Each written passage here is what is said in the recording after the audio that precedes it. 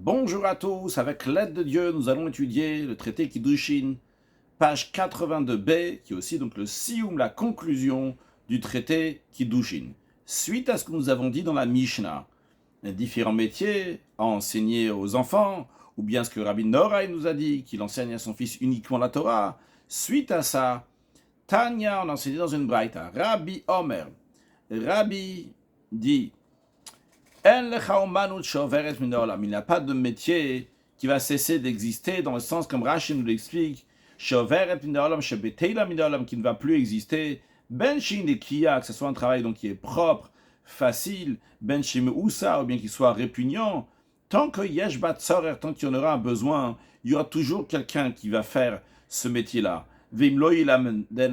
Si c'est pas telle personne qui va apprendre ce métier-là, c'est quelqu'un d'autre qui va apprendre ce métier, et c'est l'autre personne qui fera le métier, mais le métier sera toujours là tant qu'il est nécessaire. Mais quand même, heureux celui qui voit ses parents s'adonner à un métier qui est noble, comme Rashi nous dit, quand il traduit le mot Horav, Rashi nous dit Horav, aussi bien Yoldav, dans le sens de parents, littéralement, donc le papa, maman, mais aussi il va être Yeladav, aussi donc Rashi dit donc ses parents dans le sens de ses enfants, Beumanut Nekia, avec un travail qui est propre et qui est noble. Et oilo le mishero et Torah guma, et malheur à celui qui voit ses parents s'adonner à un métier qui est vil. De même, Yef Shalom Blobasam. Il est impossible au monde de fonctionner sans parfumeur. Il y a besoin de parfumeurs. De même, il s'est obligé que dans le monde, il y a Bloburski, qui a aussi des tanneurs. C'est impossible sans tanneurs. Mais les parfumeurs, ça sent bon. Et eux, ils sentent bon aussi, vu qu'ils fréquentent toujours des bonnes odeurs. Le tanneur, vu que c'est des peaux qui sont tannés avec des excréments, donc avec le temps, pas seulement les peaux, ils sentent mauvais, mais aussi lui aussi, donc il a cette odeur-là. Mais heureux celui qui a l'occupation essaie d'être parfumeur. Oilo le et malheur à celui qui a l'occupation est d'être tanneur. Rashi nous dit que Bassam, c'est Mocher Bassam, c'est un vendeur de parfums. Dans le même esprit, il est impossible au monde de subsister sans hommes et sans femmes. Il y a besoin d'hommes et de femmes pour procréer. Mais heureux celui que sa descendance, ses enfants sont des hommes. Et malheur à celui que ses enfants sont des femmes. Comme dans les commentaires, c'est expliqué, car il y a toujours besoin de s'inquiéter de sa fille jusqu'à son mariage. Qu'est-ce qui va se passer avec elle, qu'elle va arriver vierge au mariage? Rabbi Meir dit, le Olam Yilamed Adam Livno Manut Neki avec Allah. Un homme doit toujours enseigner à son fils un métier qui est propre et aisé. Ça avait déjà été dit dans la fin du cours précédent, dans la Mishnah aussi avant, dans le cours précédent. Et qu'il implore la miséricorde, le Misha Osheva Nechasim Shelo, à celui que toutes ses richesses et tous ses biens appartiennent. Shena Niut Mina Umanut, car la pauvreté ne vient pas du métier. Venashiut Mina Umanut, la richesse non plus ne vient pas du métier. Et là, le Misha Osher Shelo, ça provient de celui à qui appartient la richesse. Shenemar, comme il est dit, Lia Kesef, Lia Zav, c'est à moi l'argent et à moi l'or, Neum Hashem Tsevakot, a dit Dieu, maître des légions. La Mishnah après avait dit, Rabbi Shimon ben Elazar Omer, Imraïta Miyamecha, Rabbi Shimon ben Elazar dit, est-ce que tu as jamais vu, donc tu as déjà vu dans ta vie un animal ou un oiseau qui a un métier? Ils n'ont pas de métier, pourtant ils ont une bonne parnasse, ils ont ce qu'ils ont besoin pour vivre. Donc ça devrait être aussi comme ça pour nous, mais on ne s'est pas bien comporté. Dans cet esprit-là, la Braïta dit Tanya, Rabbi Shimon ben Elazar Omer.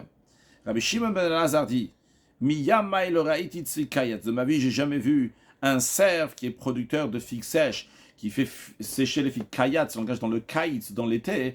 On prend donc les figues et on les fait sécher dans le champ. Et il faut donc il faut bien savoir le faire, ça. Il faut bouger pour le faire. Et après, il faut aussi donc garder ces figues-là. Donc c'est un métier de kayat, donc celui qui s'occupe des figues sèches. Va Arisabal, Rabbi Shimon ben Elazar, j'ai jamais vu aussi un lion qui est porteur. Rashi, Tzvi Kayatz, Miyabesh qui fait sécher Tsiot, donc des figues, des branches de figues, avec les figues bassadées dans le champ. Sabal, Nosemasa, donc qui porte des pois. De même, j'ai jamais vu un chou al-Khanvani, un renard qui est épicier. Et pourtant, ils assurent leur subsistance sans effort. Pourtant, et eux, ils ont été créés uniquement pour me servir. Vani, moi, moi, j'ai été créé pour servir mon maître, mon créateur. Alors, ma, l'au niveau, elle, la lèche ici, déjà ces animaux qui ont été créés uniquement pour me servir, ils assurent leur subsistance sans effort. Alors, Vanish Nivret Yilesham Eshet Koni, moi qui ai été créé pour servir mon créateur, et Inodin Shetpan et Shalobetza, n'est-ce pas plus votre raison que je devrais pouvoir assurer ma subsistance sans effort? Alors, comment ça se fait que moi je dois, oui, faire des efforts? C'est la raison, elle est, la Shareot Yet Masai, parce que j'ai corrompu mes actions, qui partent par Nassat, et par cela j'ai supprimé, j'ai raccourci ma subsistance chez Nema, comme le verset dit, à volontaire, mitou, que vos péchés ont détourné donc les bénédictions, et ce qui a privé donc du bien et d'avoir la subsistance sans effort. Encore dans la Mishnah, on disait Rabbi Nora Yomer Maniach Hanikolumanut, suite à ce que Rabbi Meir avait dit, donc pour enseigner à son fils, etc., donc un métier, un bon métier. Rabbi Nora, il dit que lui, il laisse tous les métiers de côté et qu'est-ce qu'il enseigne à son fils? Uniquement la Torah. Tanya, dans une braïta, on a enseigné, c'est la même, toujours Rabbi Nora, d'ailleurs la braïta précédente aussi, c'était les mots Rabbi Shimon Elazar de la Mishnah et la braïta le développait. Ici aussi, donc nous avons une braïta qui va développer ce qui a été dit dans la Mishnah par Rabbi Norai aussi. Rabbi Norai Omer, je laisse de côté tous les métiers du monde. Et j'enseigne à mon fils uniquement la Torah, car tous les métiers qui sont dans le monde, ils soutiennent l'homme uniquement lorsqu'il est jeune, mais lorsqu'il est âgé, il est livré à la fin, comme Rashi nous explique, tous les métiers n'ont pas une récompense, n'ont pas un salaire qui vient après. Qu'est-ce qu'il y a par le métier? La uniquement le salaire, ce qui est donné, la paye qui est donnée au moment où le métier a été fait. Mais plus tard, après, il ne reste plus rien. Aval Torah, mais la Torah, matan le don de son salaire dans la récompense de l'étude de la Torah vient automatiquement les orech yamim, à une longue vie. C'est même plus tard lorsque la personne elle est vieux, comme Rashi souligne, même quelqu'un qui est malade, ou les zaken, une personne âgée, qui ne peut plus étudier maintenant la Torah, il mange, donc il profite des codes de ce qui s'est passé avant. Donc elle soutient l'homme dans sa jeunesse, et lui donne l'avenir et espoir dans sa vieillesse. À propos de la période de sa jeunesse, qu'est-ce qui est dit le texte? Ceux qui ont confiance en Hachem renouvelleront leur force. Il leur poussera des ailes comme des ailes. J'ai pas dit, j'ai sauté. La Torah, la Torah, c'est pas comme ça. Elle tient l'homme lors de sa jeunesse. Elle lui donne l'avenir et espoir dans sa vieillesse. À propos de la période de la jeunesse, qu'est-ce qu'il y a à propos de la Torah avec ceux qui ont confiance en Hachem renouvelleront leur force. Il leur poussera des ailes comme des aigles.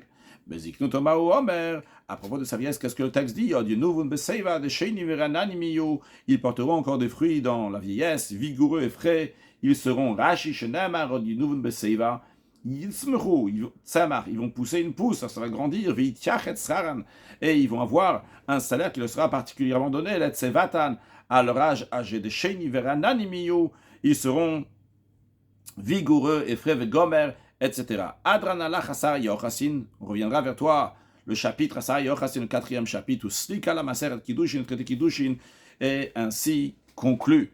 Conclure avec un sioum, avec une sikha du Rebbe, et en même temps, donc, dans la sikha, on dira un mot de chassidut et un mot de halacha. Ici, on retrouve à la fin du traité Kiddushin le salaire pour quelqu'un qui étudie la Torah, que ce n'est pas un salaire qui est là seulement pour maintenant, mais c'est un salaire même qui est là pour plus tard. Dans la Mishnah, on a vu aussi la même chose. La Mishnah, elle a développé plus, qui est d'ailleurs une question en soi, mais qu'on ne va pas discuter maintenant. Comment ça se fait que la Mishnah, elle développe encore plus, donc ce qui est dit après dans la Braïta. Mais dans la Mishnah, on a vu que quand Rabbi Nora a dit que je laisse de côté tous les métiers dans le monde, et qu'est-ce que je fais, qu'est-ce que j'enseigne à mon fils? Uniquement la Torah. Mais la Mishnah ne s'est pas contentée de la première preuve seulement, d'une seule preuve, comme ça a été le cas de la Braïta, de ramener le verset Odinuvun Beseiva, qui vont encore porter des fruits dans leur vieillesse, des Shenim Verayananim, qui vont être vigoureux et frais. Mais la Braïta, la Mishnah, elle a ramené encore une deuxième preuve.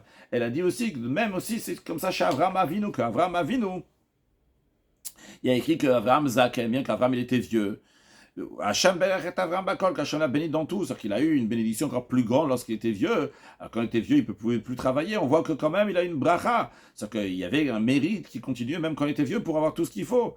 Et d'où ça vient ça? La Mishnah l'a dit, parce que Batsinu, chez Asa Avram Avinu et Kol HaTorah Kula Tcholin, que Avram Avinu a fait toute la Torah avant que la Torah a été donnée. Donc l'expression qui dit ici chez Asa, qu'il a fait, c'est important pour ce qu'on va discuter. Et sur ça, on ramène le verset Shenamar Ekavashashar Avram Koli Vaishvam Mishmarti Mitzvotai Chukotai Vetorotai, puisqu'Avram, il a obéi à ma voix et il a gardé mes ordonnances, mes commandements, mes lois et mes décrets. C'est la raison pour laquelle que Avram, mes décrets, mes enseignements, c'est pour ça qu'Avram a vu, donc il a eu ce mérite-là. Donc c'est-à-dire que la Mishnah ne s'est pas contentée seulement de la preuve de Od Yinuvun Beseiva de Sheini Virananimi, mais elle a amené aussi une preuve de Avraham Avinu. Et il faut comprendre pourquoi la Mishnah ne s'est pas contentée de la première preuve. La Mishnah a besoin aussi d'une deuxième preuve. Ça, c'est un point. Un deuxième point à voir aussi, ici, dans la Mishnah, on nous dit Matzinu chez Asa Avraham Avinu que la Torah coule. En tout cas, Avraham Avinu, il a fait toute la Torah. Dans le traité Yoma, nous avons l'enseignement de Rav. D'ailleurs, Rav, c'est un Tana, c'est pas ça, c'est un Mora, c'est pas un Tana. Là, ici, la Mishnah, donc c'est des Tanaïm. Donc, on dit Asa Avraham Avinu que la Torah coula. Là-bas, Rav, dans le traité Yoma, dans la Gemara, il dit qu'on retrouve que qui aime Avraham Avinu que la Torah coula, qu'Avraham Avinu était Mekayem, qu'Avraham Avinu, il a accompli toute la Torah avant qu'elle soit donnée. Et Rav ne dit pas la même expression. Ici, dans la Mishnah, il dit Asa Avraham Avinu que la Torah coula. Et là-bas, Rav, il nous dit qui aime que la Torah coula. Il faut comprendre c'est quoi cette différence entre Asa et Kiyem, ce qui nous expliquera aussi la question que les commentaires demandent. Qu'est-ce que Rav vient rajouter? Il y a écrit dans la Mishnah que Asa Avram Avinu Kol HaTorah Kula. C'est écrit dans la Mishnah. Les Tanaïm l'ont dit. Qu'est-ce que vient Rav? Il nous dit comme si il nous disait un chidush. Il nous dit tiens, tu sais que Kiyem Avram Avinu Kol HaTorah Kula, que Avram Avinu était Mekayem la Torah. Qu'est-ce qu'il vient rajouter de plus? Donc on a deux questions à comprendre, deux questions générales. Donc la première, c'est pourquoi la Mishnah nous ramène deux preuves. Et pour la Torah, au Dinun Besever, aussi la preuve d'Avraham Avinu. Deuxièmement, pourquoi ici il y a écrit As Avraham Avinu Kol HaTorah Kula, et pourquoi Rav il nous dit qui aime Kol HaTorah Kula. La troisième chose aussi à voir, est-ce que Rabbi Norai il est en désaccord avec Rabbi Meir? Rabbi Meir il disait dans la Mishnah qu'il faut donner un bon métier à son fils, etc. Mais qui avec Kala, qu'il soit facile et qu'il soit bien. Et après nous avons Rabbi Norai qui dit que non, moi je laisse de côté tous les enseignements qu'il y a dans le monde et tous les métiers qu'il y a dans le monde, et j'enseigne à mon fils la Torah. Est-ce qu'il est d'accord avec Rabbi Meir ou il n'est pas d'accord avec Rabbi Meir? L'explication est la suivante. On parle ici des patriarches avant Matan Torah.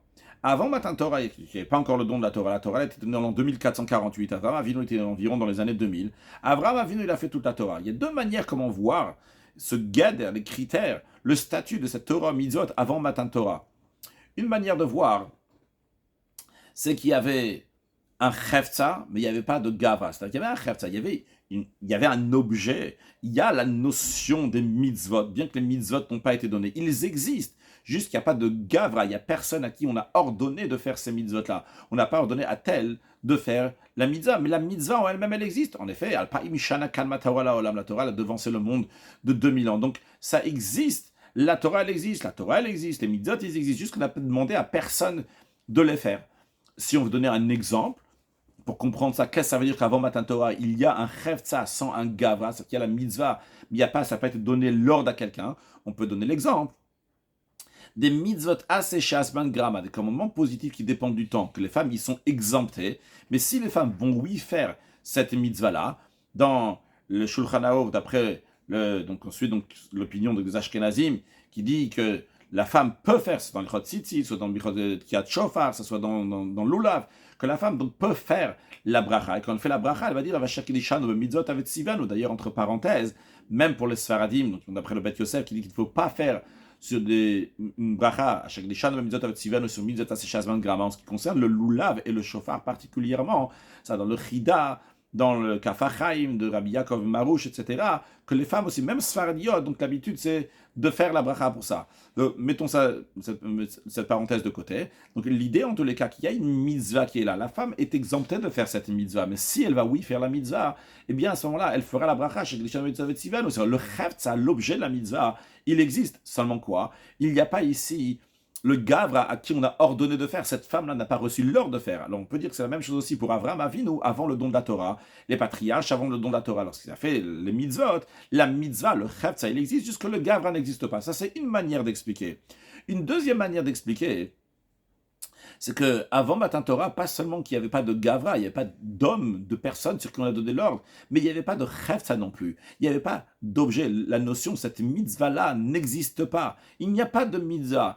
Il n'y a pas de Chefza du tout. Vrai, la Torah, elle était déjà avant le monde, mais elle n'a pas été devenue dans le monde. Quand est-ce que c'est fait dans le monde? Le chidouche de cette Torah mitzvot, ça arrivait uniquement au moment de Matan Torah. Donc quand Avraham Avinu, il a fait quelque chose d'avant Matan Torah, il n'y avait pas seulement qu'il n'y avait pas de Gavra, il n'y avait pas d'homme pour Avraham Avinu, il n'y avait pas de Chefza non plus, il n'y avait pas d'objet, il n'y a pas la notion de mitzvah. Il l'a quand même fait. Eh bien, basé sur ces deux manières de voir, le rabbi nous explique la différence entre Asa dans le traité Kiddushin et Kiyem dans le traité Yoma. Ici, dans le traité Kiddushin, c'est dans la deuxième manière qu'on a expliqué. C'est Asa Avraham Avinu Kol Torah Kula. Avraham Avinu, il a fait toute la Torah.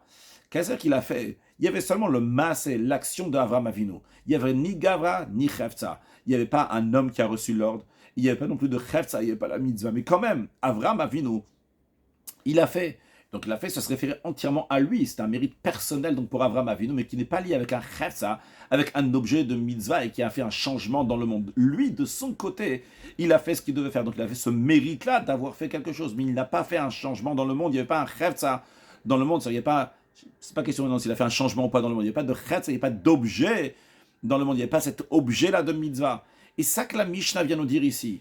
Asa Avraham Avinu Kol Torah Kula. Il n'y avait rien du tout, Avraham, comme il l'a fait, et quand même, il a eu un mérite.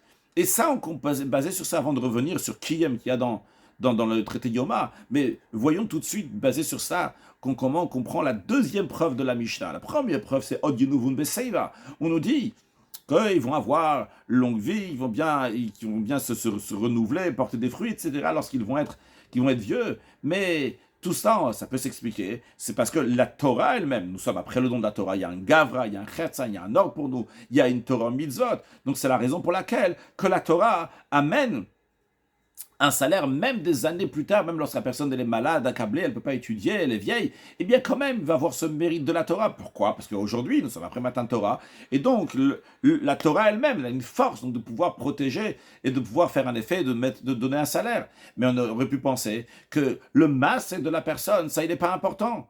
Et là, on vient de dire, c'est encore plus que ça. C'est pas seulement que mitzvah de la Torah, la première preuve.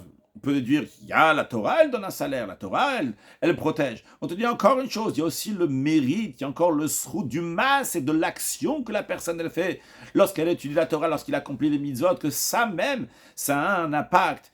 Bien qu'il y a, même si dans une théorie qu'il n'y aurait pas de Gavra et de Chefza, comme c'était à l'époque d'Avraham Avinu, là-bas aussi on retrouve qu'il y a une particularité de le massé d'Avraham Avinu, bien de nos jours aussi, même qu'on a déjà le Gavra, on a déjà le Chefza, mais le massé, l'action que la personne elle fait, qui est liée avec la Torah, eh bien ça même déjà, c'est un mérite pour la personne. Donc la deuxième preuve, elle rajoute. La première, on pourrait la traduire, c'est la Torah, elle a une force de protéger, la Torah elle a une force de donner un salaire. La deuxième preuve te dit, c'est pas seulement par rapport à la Torah, c'est par rapport au mérite aussi de la personne qui a étudié la Torah, comme c'était chez Avraham Avinu, que seulement il a fait la Torah, bien qu'il n'y ait ni Gavra ni Chefza, mais quand même le fait que lui, il a fait quelque chose, il a eu ce mérite-là qu'Avraham, qu'Hachem Be'er et Avraham Bakol, qu'Hachem l'a béni, même qu'Avraham Zak, bien qu'Avraham était vieux. Ça, c'est dans le traité Kiddushin. Par contre, dans le traité Yoma, là-bas, il parle de qui aime Avraham Avinu. Là-bas, Rav, lui le Bechadesh, il dit que pas seulement Avraham Avinu, il a ça, il a fait la Torah, dans le sens qu'il n'y avait ni Gavra, ni Chefza, ni personne qui a été ordonné, ni objet, ni mitzvah, mais jusqu'Avraham Avinu il a fait. Mais dans le traité Yoma, il nous dit que Kiyem, il a accomplir quelque chose qui existait déjà, il y avait une mitzvah qui existait. C'est la première manière qu'on a expliqué, le gader, le critère, le statut des mitzvot avant Matan Torah, qu'il y a un chefza sans un gavra. On te dit, ce chefza-là, il existait déjà. Il n'y avait pas de gavra, il n'y avait personne qui avait reçu l'ordre, mais il y avait ce chefza de mitzvot. Et Avraham Avinu, qui aime quand la Torah kula, il a accompli toute la Torah. Et là-bas, dans le contexte, on a besoin de cette notion-là de qui aime, parce que là-bas, on veut déduire comment on peut apprendre quelque chose de Avraham Avinu. Eh bien justement, Ravi nous dit, comment on peut déduire quelque chose d'Avraham Avinu? Bien qu'Avraham Avinu était avant le don de la Torah, mais déjà avant Matan Torah, il y avait déjà le Chefza des mitzvot, l'objet des mitzvot. Donc ce qu'Avraham Avinu il a fait, il y a de quoi déduire. Comme l'Agmar là-bas explique, qu'on voulait déduire le zèle d'Avraham Avinu, que Vayash comme Avraham Baboker. Et lorsque Ravi nous dit ça, le Rabbi explique que c'est pas seulement qu'on peut déduire le zèle d'Avraham Avinu, on peut apprendre même donc, de la manière qu'Avraham Avinu il a accompli la mitzvah. Donc on comprend la différence entre le mot asa, qui veut dire qu'il y a seulement un masse et l'action, et comment Dans le traité Yom, on le dit qui aime, c'est pas juste qu'il a fait une action, seulement il a fait une action, mais il a accompli une action. C'est il a accompli un chefza d'une mitzvah. On comprend aussi donc qu'il vient rajouter la deuxième preuve de Avraham Avinu par rapport à la première dans l'Inuvun Beseiva. D'ailleurs, vu qu'on parle d'Avraham Avinu, on dit que Asa. Alors, on dit Asa, il a fait, c'est comme c'est expliqué dans la Chassidut, basé sur ce que le Ramban, il dit que Ma c'est Avot Siman Abanim, que tout ce qui est passé avec les patriarches, c'est un siman, c'est un signe pour les enfants. Le Ramban explique que c'est pas seulement un siman, un signe, c'est une tinat koar, c'est en train de donner ici une force. Tout ce qu'Avraham Avinu a fait, c'est une force pour les banim. Alors, de la même manière qu'on dit que Asa, Avraham Avinu, que la Torah kula, Avraham Avinu a fait toute la Torah, ce qu'Avraham Avinu, il a fait la Torah, il a été pal, vihimshir, il a fait qu'il va amener donc cette Torah ici-bas. Sur cette Torah que nous avons reçue 400 ans plus tard, c'est grâce à qui? C'est grâce aux forces de Avraham Avinu. Et pour répondre à la question, est-ce que Rabbi Noraï, il est en désaccord avec Rabbi Meir? Rabbi Noraï qui dit que lui, il enseigne à son fils aucun métier, mais uniquement la Torah. Et Rabbi Meir, il a dit qu'il faut enseigner un métier à son fils. Pour cela, voyons ce que nous venons de dire. C'est deux manières de voir les mitzvot avant Matan Torah. Donc il y avait une manière dans laquelle on a dit il y a un gavra sans un chefza, il y a un chefza sans un gavra. Et une deuxième manière de dire qu'il n'y a ni gavra ni chefza. Eh bien, ces manières-là, ils existent aussi dans l'étude de la Torah que nous avons après le don de la Torah. Et en vérité, maintenant, nous avons même trois manières. C'est-à-dire, il y a une manière qu'il y a seulement, on va aller du bas vers le haut, qu'il y a un ordre. Quand on dit il y a un ordre, ça veut dire qu'il y a aussi bien un gavra, il y a un chet. Ça veut dire que maintenant, on est après le don de la Torah, donc il y a aussi bien un ordre à un être humain. Il y a aussi le chet, c'est de la chose qu'il faut faire. Ça, c'est une manière d'étudier la Torah, comme on va l'expliquer dans un instant. Une deuxième manière d'étudier la Torah, c'est qu'il y a un chet, il y a l'objet, il y a cette notion-là d'étudier la Torah, mais sans le gavra, sans la personne, il n'y a pas une obligation pour la personne d'étudier d'une telle manière. Et il y a une manière d'étudier la Torah qui a ni gavra ni chefza, c'est quelque chose qui est tout à fait au-delà de tout, qu'on a demandé à personne. C'est quoi? L'Admour HaZaken, il dit dans Yichot Talmud Torah, dans Shulchan Aruch, que la première manière d'étudier la Torah, c'est pour chacun ce qu'il doit étudier la Torah, c'est d'étudier le jour et la nuit. Il va apprendre donc quelque chose, un sujet, donc aussi bien le jour, aussi bien la nuit. Et qu'est-ce qu'il va apprendre? Il va apprendre des halachot, des lois qui vont lui apprendre comment se comporter dans la vie de tous les jours.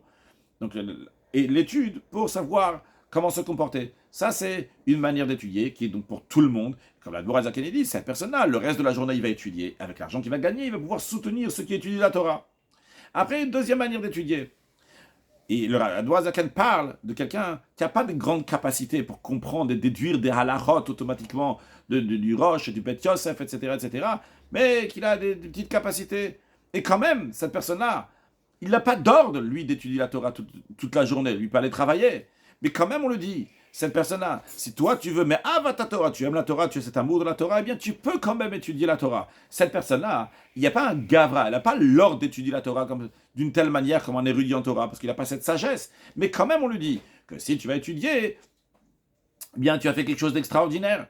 Mais, donc, il y a le chefta, il n'y a pas de gavra ici, il y a pas on ne t'a pas dit à toi d'aller étudier, tu as pas ces capacités, quand même, il le fait.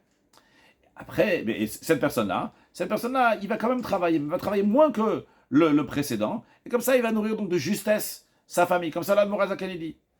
Après, il y a une troisième manière d'étudier, celui qui étudie la Torah jour et nuit. Lui, il est comme les Ochle Aman, ceux qui mangeaient de la manne lorsqu'il était dans le désert. C'était Hachem qui les nourrissait, il n'avait pas besoin de se soucier de quoi que ce soit. Ou comme Rabbi Shimon Ben Yochai, qui lui, il travaillait pas du tout.